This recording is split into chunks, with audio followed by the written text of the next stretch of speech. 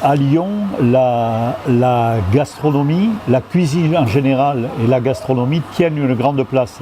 Les Lyonnais ont toujours aimé manger et aller au restaurant.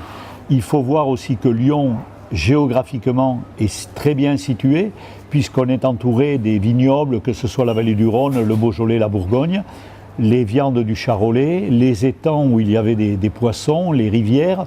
Donc il y a vraiment tout pour manger à Lyon. Et l'un des points centraux à Lyon sont ces halles, à plus forte raison maintenant qu'elles s'appellent Halles Paul Bocuse, où l'on y trouve tous les produits de qualité. On peut aussi bien acheter les produits pour chez soi, comme le faisaient à une époque les chefs quand ils venaient pour acheter pour le restaurant, comme on peut venir s'attabler, boire un verre, manger. C'est un lieu de convivialité et de bonne chair, j'allais dire.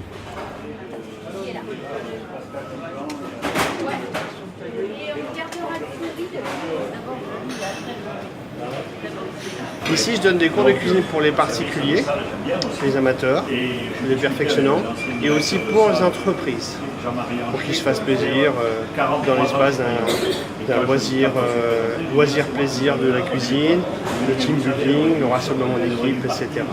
En France, on a quand même la chance que la gastronomie s'associe avec de la région. Moi, je suis lyonnais. À Lyon, on va manger beaucoup de cochons, ça c'est sûr, autour du saucisson. Dans les Halles de Lyon, vous avez peut-être vu la maison Sibilla autour de la saucisse, du cervelas truffé, la rosette, du Jésus, etc. etc. Donc, dans toute région française, vous avez forcément des spécialités.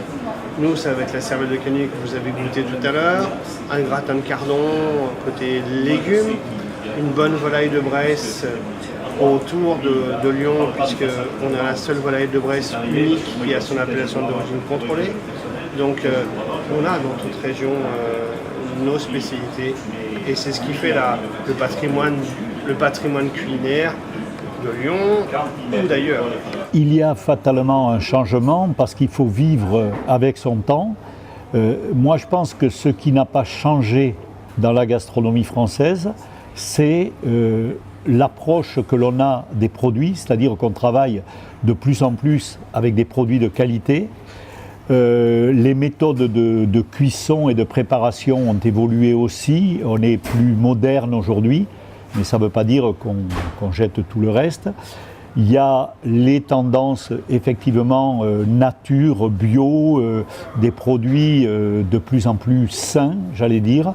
Et ce qui est important aussi, c'est que les chefs français ont voyagé dans le monde entier et ont des influences qui peuvent venir d'Asie, qui peuvent venir de la cuisine de rue, qui peuvent venir de certains ingrédients qu'on va mettre, on va ajouter, on va sortir d'une petite tradition qui à une époque pouvait peut-être ronronner pour arriver vers une cuisine ouverte sur le monde et avec des influences. Mais c'est vrai, je pense, pour tous les métiers. C'est vrai qu'il peut y avoir deux catégories de cuisine et de cuisiniers. Quelqu'un comme Paul Bocuse disait la cuisine, c'est une... Enfin, lui, il aimait la cuisine identifiable avec des os et des arêtes. C'est-à-dire, il disait aussi, c'est le plat qu'on pose sur la table et on a envie de se resservir. Moi, je pense que les jeunes qui vont aller travailler en cuisine vont regarder, apprendre et s'inspirer de ce que font les anciens. Après, il y en a qui vont rayer tout et arriver et penser qu'ils détiennent la vérité. On était là dans les allées, on a vu Mère Brasier. La Mère Brasier, sont passés chez elle quand même Paul Bocuse, qui a 3 étoiles pendant des années, et Bernard Pacaud, l'Ambroisie à Paris, qui a 3 étoiles aussi. Donc ils ont été formés. Et quand Bocuse écrivait sur la photo de la Mère Brasier, c'était l'école de la vie, c'est vrai qu'il y avait cet apprentissage. Aujourd'hui, c'est comme dans tous les métiers, il y a des gens qui veulent aller très vite, et je pense qu'en cuisine, c'est pareil. À une époque, vous aviez 3 ans d'apprentissage avant que le chef soit lâché dans la nature. Donc il avait le temps d'apprendre son métier, et les anciens qui sont attachés à leur métier ont envie de transmettre. En France, on aime le goût. On n'aime pas avoir une jolie assiette qui est belle mais qui n'a aucun goût. Elle a plus son identité.